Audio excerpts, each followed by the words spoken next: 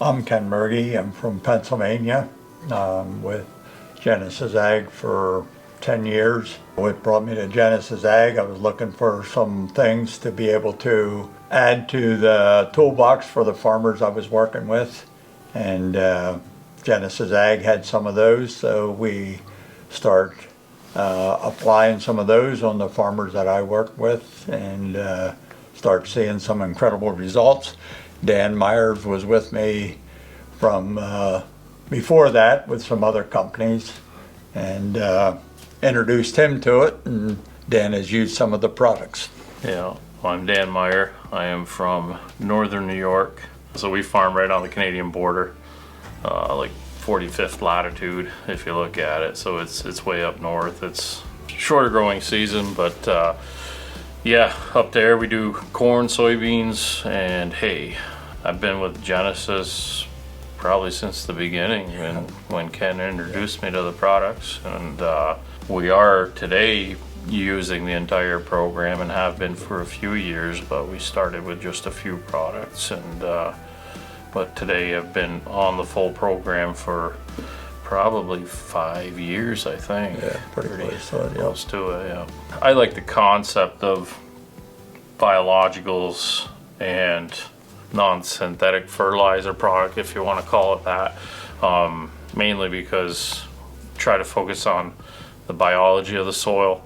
I believe in the concept of Genesis and the entire program, and building on a system, having a portfolio of products that complement each other to try and lessen the use of synthetic fertilizer, basically, or not be dependent upon that. One thing that I'm seeing with the Genesis product is not focusing so much on building P and K levels with what we're putting out there, but rather getting the soil biology to work better for us so that we can take up what we do have in the soil already. We were buying tanker loads of NP and K, and we were buying totes of micronutrients, and after so many years we haven't seen these levels in the soil moving. We were just basically putting it out there for the crop to be able to use up, and it was getting pretty expensive with doing all that.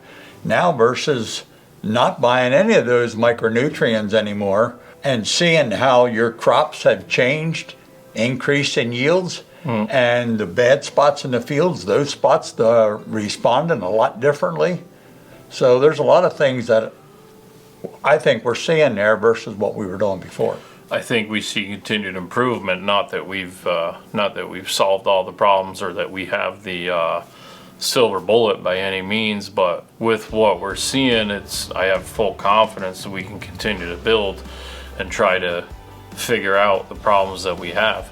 For me, it's an issue of ROI.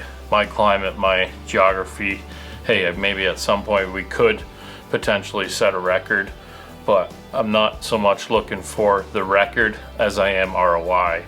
Today, where we're at, I am growing a bushel of corn on about 3/4 of a pound of nitrogen per bushel produced. When I was working with Dan, first of all, using all the micronutrients we were and everything else, and not seeing things change the way we would like to see them change and getting the results. So we started checking, and I've known Phil for quite a few years, even before this, and so there was a relationship there already. And when he was talking about some of the stuff that he was applying to the soils there, it's like, we haven't done this before, let's try that. And I gotta say, after using this so many years, I'm seeing things change on soil samples that I didn't see in the last 20 years before this. Things in the soil, the micronutrient levels being changed, and making it more available. Yeah, we're spending money on the biologicals, but the dollar for dollar is still less than buying conventional fertilizer and seeing things change in the soil that we did not see before. Year over year, we're building on something. It's not just, okay, well, let's crank it up this year and try to increase like that versus no, let's just stay the course. Here's the recommended rate, and let's see what happens in a 3-year span. And then we continue to use that product at the recommended rate. And as we go on with using it consistently year over year, I feel like that's where our changes are coming from in the soil. If you've got already figured to spend X amount of dollars on fertilizer, look at the Genesis program and say, hey, here's what I got to spend on fertility on that field, and I'm willing to do it or go that direction. Try it and stick with it for, that's my big thing that I say, I would be like, stick with it for at least 3 years on that field and see what happens. It doesn't have to be broad acres. Try one field, you know, make it your guinea pig.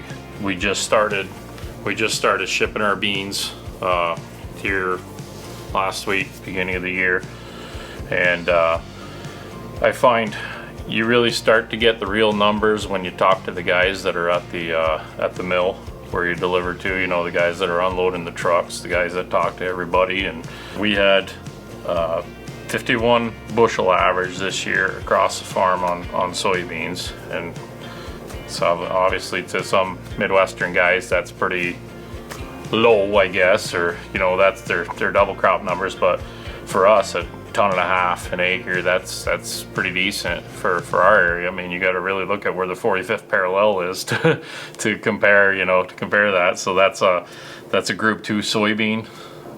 That's our sweet spot. Is probably 96 day corn, you know, relative maturity. And so, and you know, when I said that to the guys there, and 51, and he says that's the best I've heard from anybody this year. He said a lot of guys were 38, 41, 42 maybe. I know you had shared with me already, Dan, that over the last couple of years, one time the insurance guy came in there and said how much better you were than all the other counties around there. And I know when you sold your crop there, your test weight was better than anything that came in there so far this year. So I do hear this kind of stuff what's taking place. I know it's a direct result on how we're working with our soil.